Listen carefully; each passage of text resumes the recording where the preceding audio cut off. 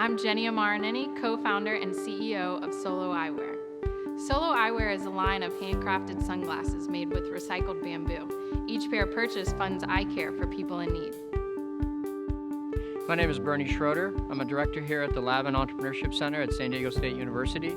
I first met Jenny about 3 years ago when she actually worked in the center, helped her get an internship, and when she indicated that she was going to start a company, we brought all the resources of the center to bear to assist her in any way we could.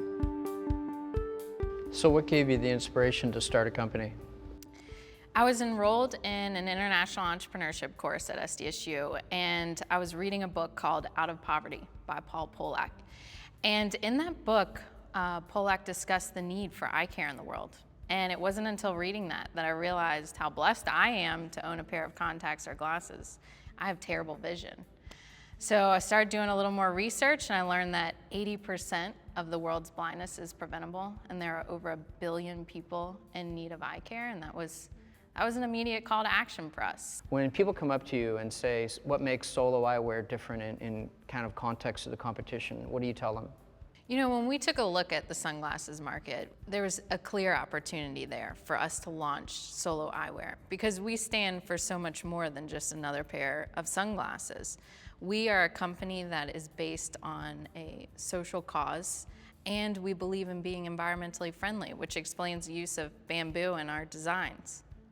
On a day-to-day basis, knowing that there's a lot of things you can execute on at a strategic level, what are some of the tactical things that you struggle with from day to day?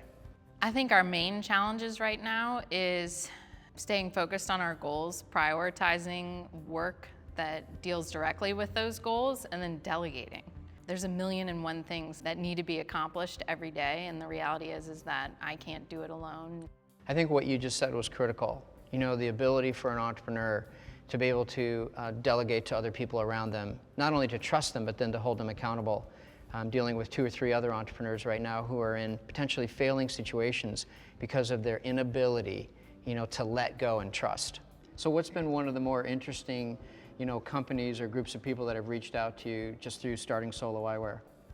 We just had a group of students from the East Coast reach out to us. They want to talk to us about working with them and developing a low-cost technology that helps minimally trained users in third world countries to determine people's prescriptions. I think one of the things you're going to find as you go down kind of the path of creating a company, we call it the corridor principle, that when you start out, you don't see all the opportunities and all the people that you touch. But as you move down that corridor of creating a company, all of a sudden a ton of opportunities start to expose themselves to you that you never even imagined. And I think that you're going to see even more opportunities that are going to come up for your brand. Mm-hmm.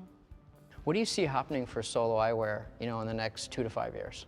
So our goal is to build a global brand. We want to open up distribution internationally in the next few years. Our goal this year is to restore vision for 12,000 people. Just last year, we were able to restore vision for a little over 3,000 people across 19 countries. Distribution is critical. A lot of times when I talk to entrepreneurs, they ask me about a lot of different things, but invariably they don't ask me about a distribution strategy, and it makes me nervous. I always wonder, how do they think they're going to get to market? Do you have a dream number when you think about how many people's eyesight you could potentially cure? I always think about 1 million because I would love to say that Solo Eyewear is responsible for restoring vision for 1 million people in need. Can we accomplish that in the next 5 years? I hope so. I hope so. I don't think you'll fully understand how much of a difference you're making in people's lives until you have generations or maybe siblings of people you've helped come up to you and say, hey, you restored my grandfather's sight or my father's sight, 10 years ago. And I think that's going to be an enormous feeling of satisfaction that's going to far exceed any of your revenue goals.